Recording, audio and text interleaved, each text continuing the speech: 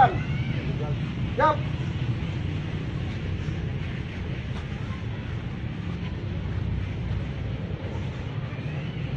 Istirahat di tempat. Gerak.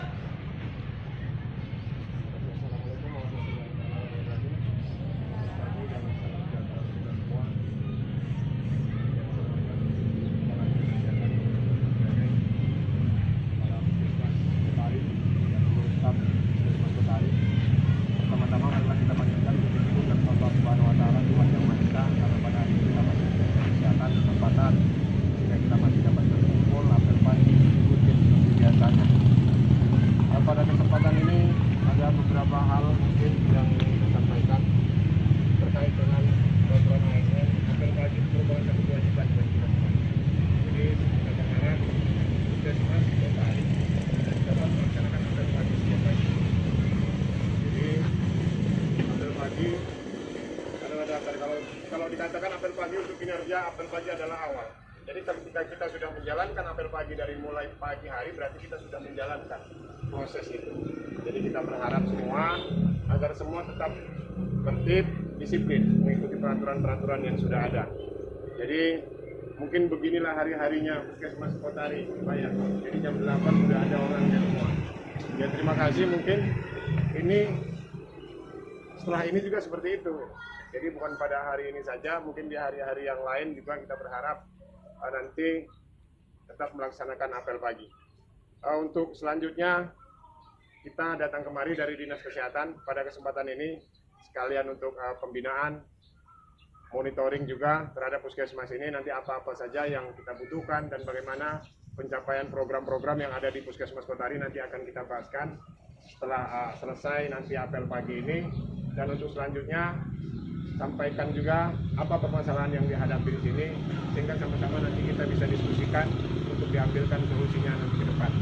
Jadi mungkin tidak berpanjang lebar karena kita akan melaksanakan nanti langsung kembali. Demikian arahan untuk apel pagi ini. Selanjutnya barisan disiapkan. Siap, gerak. Baik, sebelum kita selesai apel pagi dan melaksanakan aktivitas pada hari ini, marilah kita berdoa menurut agama dan kepercayaan kita masing-masing. Doa mulai.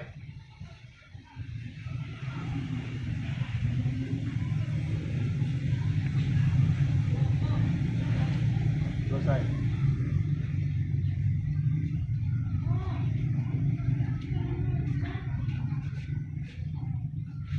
Lapor.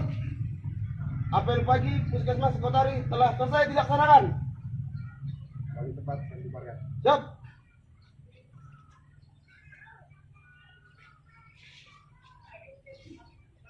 Hormat, gerak. Gerak. Buar barisan, gerak. Kepala Dinas Kesehatan Kabupaten Serdang Bedage. Yang saya hormati Ibu Kepala Dinas Kesehatan Kabupaten Serdang Bedage, Ibu Dr. Bulan Simanung Khalid. Selamat datang Ibu di Puskesmas Kotari beserta Bapak dan Ibu Kepala Bidang. Terlebih dahulu kita panjatkan puji syukur kita kehadiran Allah Subhanahu wa taala yang mana kita masih bisa berkumpul di Puskesmas Kotari dengan acara pertemuan koordinasi monitoring Puskesmas.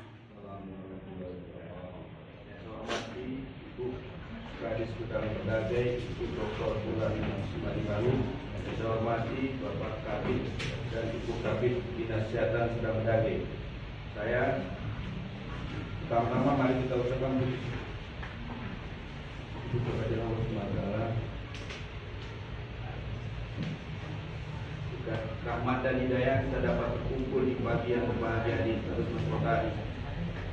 Adapun acara yang dilaksanakan di Puskesmas Kotari itu antara lain koordinator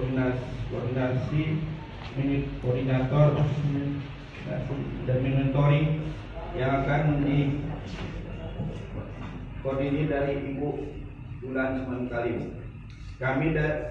Saya selaku Kepala Puskesmas Kotari mengucapkan banyak terima kasih yang mana atas kedatangan Ibu dan rombongan yang mana kami dari Puskesmas Kotari memang menginginkan adanya kedatangan dari Dinas Kesehatan yang mana kami sepakat akan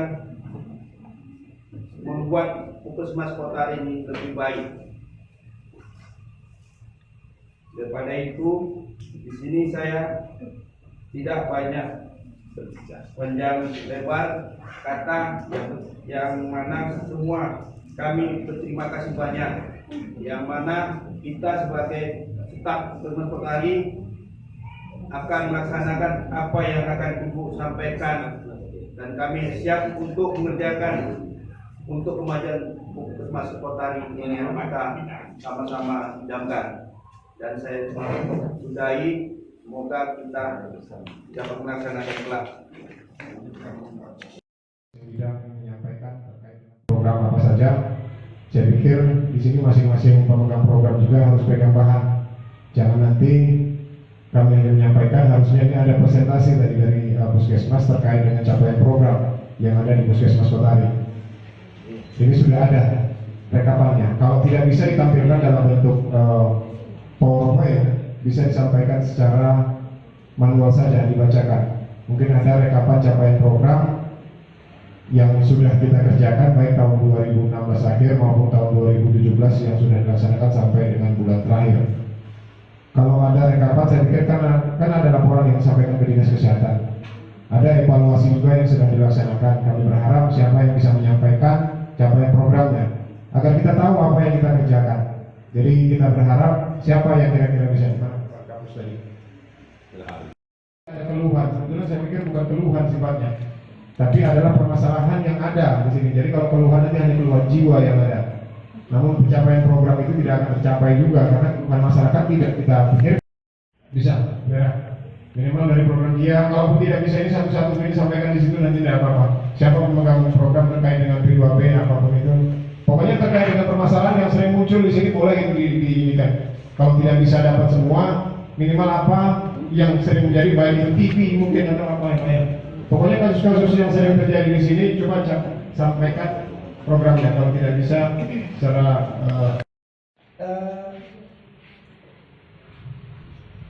bulan September 2017 PWSKIA dengan sasarannya untuk Bumil 187, Bulim 178.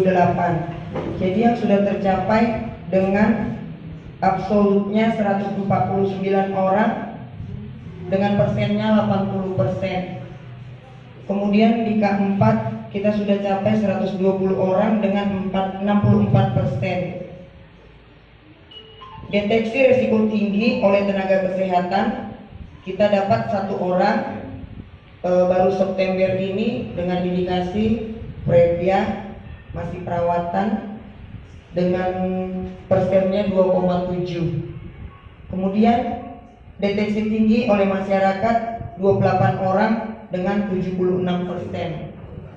Kemudian persalinan oleh tenaga kesehatan di mana ada 130 orang dengan persennya 73%. Persalinan dengan komplikasi ada 63 dengan 175%.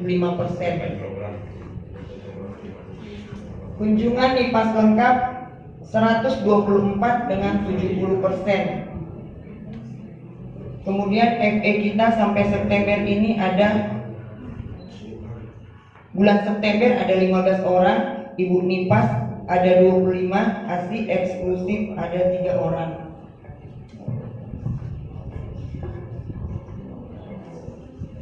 Untuk persalinan dengan komplikasi semua yang patus macat ada 7 orang, abortus ada 2 orang.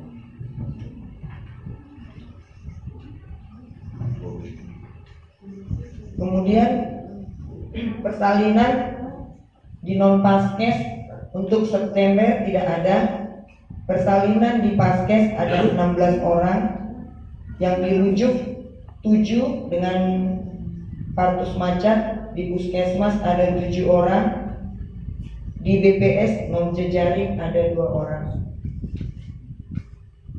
Kemudian kita ada melaksanakan kelas ibu hamil dengan masing-masing desa satu kelas ibu hamil, ada satu desa yang 2 kelas ibu hamil dengan jumlah 14 orang. Total semua 52 orang, bidannya ada 11 orang dengan bidan desa masing-masing. Demikianlah yang bisa saya sampaikan untuk laporan Kak Iya. Terima kasih Pak. Pencapaian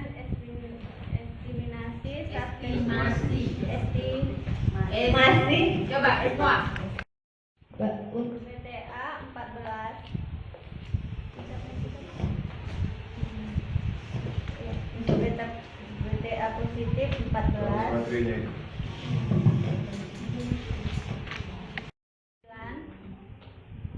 untuk BTA-nya 1. Untuk bulan Februari suspek 4, BTA-nya 3.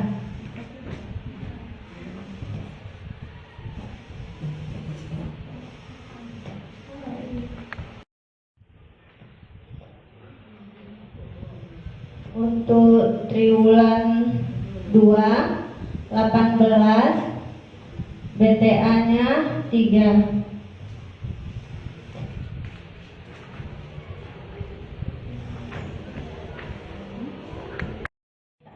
BTA-nya 4. Terima kasih. Ambil TV sampai September, di mana sasaran kita bayi 155 untuk lahir bayi 2016. 2016 sasarannya itu 2017, kelahiran bayi 2016. Iya dong. Laki-laki 89, perempuan 66, jadi berjumlah 155. Jadi untuk BCG sampai bulan September cakupannya 135 dengan persentase 87,1. Dan untuk DPTHD 3 cakupannya 112 dengan persentase 72,3. Dan untuk polio 3, polio 4 cakupannya 112 dengan persentase 72,3. Dan untuk campak 110 persentasenya 70,9. Jadi ada pun dok kegiatan kita di imunisasi bulan September bias dok. Kelas 1 dok berjumlah yang kami data 209, yang cakupannya 208 karena yang 1 dok ada riwayat penyakit dan mulai kecil jadi nggak dikasih hurufnya.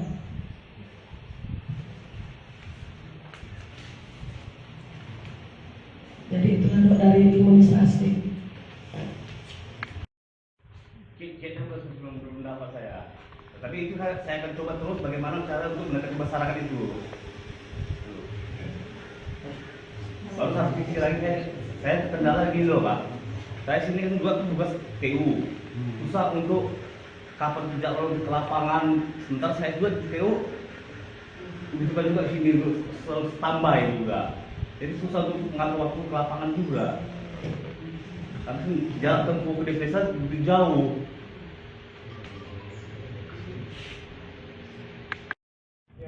Permasalahannya kami kemarin kan cuma sosialisasi, dan itu sosialisasinya juga kumpul di Kuala Bali, belum ada pelatihan. Jadi kadang untuk mengentri data itu agak susah. Terus jaringan di sini juga lemot.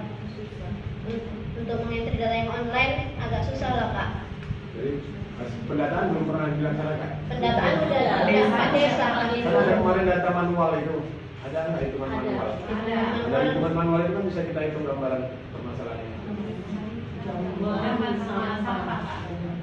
Iya. Hah?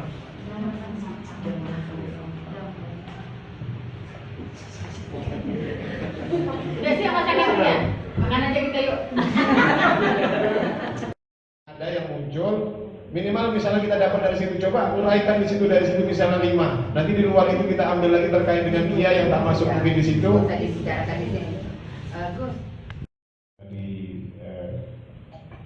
kota hari ini cuman saya saya mengingatkan lagi terkait dengan ini masalah dikerjakan, tapi pendokumentasian yang sepertinya belum ada, belum jelas semua programnya. Jadi mohon nanti pendataan KS itu kan lebih susah pendatanya daripada merekapnya sebetulnya.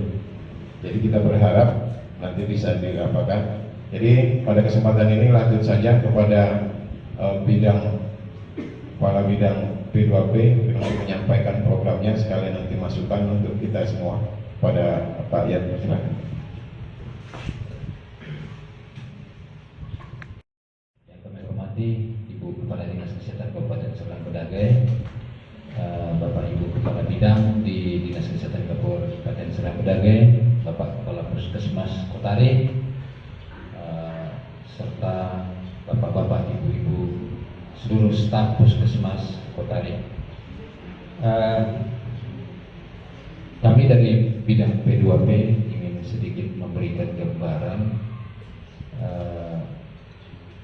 tentang program-program yang ada pada bidang P2P.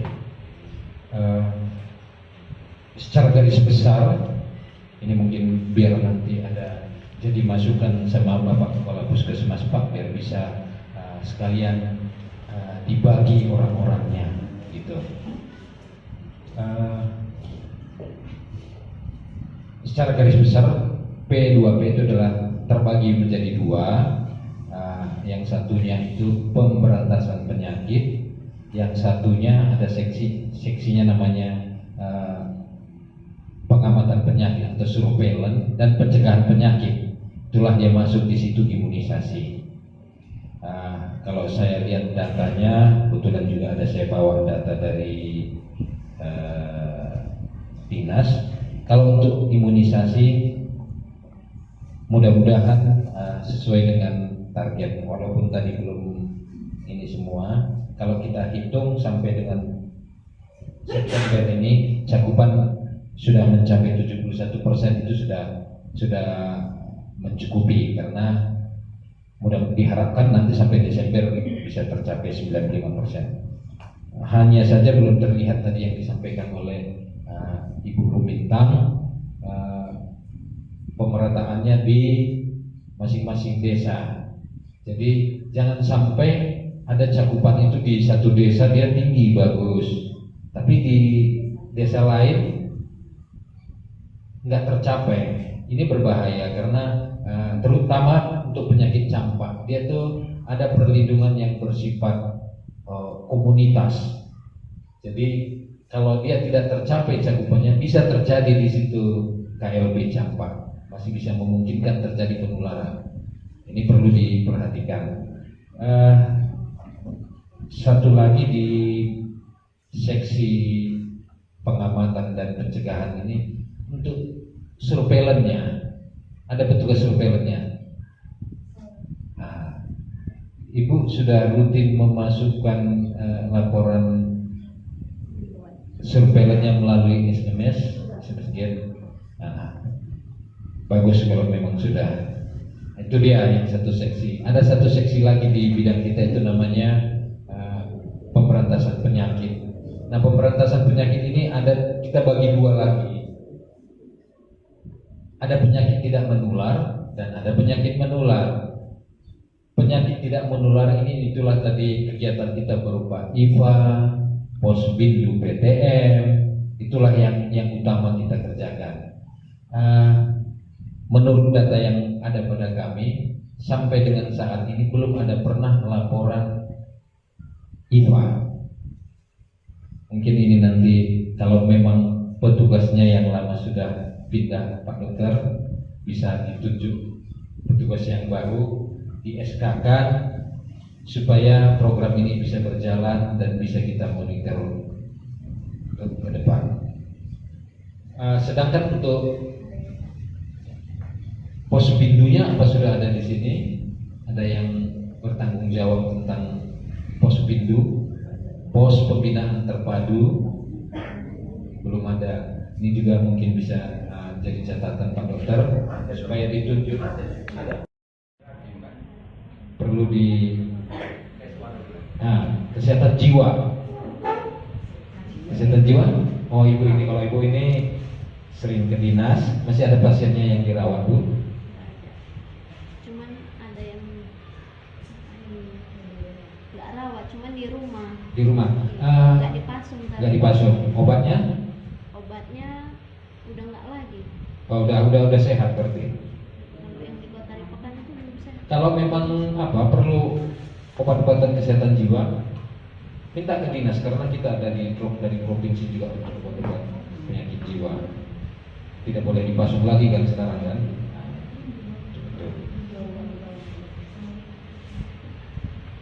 Selanjutnya Ibu sudah menyampaikan beberapa laporan kegiatan Ibu. Cuman ini hanya triwulan 1 estimasi 5 orang, 51 orang BTA positif 14 orang. Kalau untuk TB paru ini kan kita selalu bersifat kohort ya, 3 bulan kita pantau. Nah di dalam selama triwulan itu coba dicantumkan berapa sebenarnya cakupan penemuan kasus kita, CDR kita. Kalau dulu kita hanya menghitung ke arah BTA positif. Kalau sekarang kan yang ronsen positif juga sudah dimasukkan. Tadi kalau menurut data Ibu belum terlihat ya kan. Terus juga perlu dilihat berapa angka kesembuhannya, berapa error rate daripada pemeriksaan laboratorium. Itu kan semua indikator di TB. Oh, udah dikirim semua. Oh, jadi tadi yang disampaikan itu ya, tapi kan bisa disampaikan kesembuhannya biar kita tahu berapa persen kesembuhannya. Coba saya tanya dulu, angka penemuan kasusnya berapa Bu? Di triwulan 1 lah.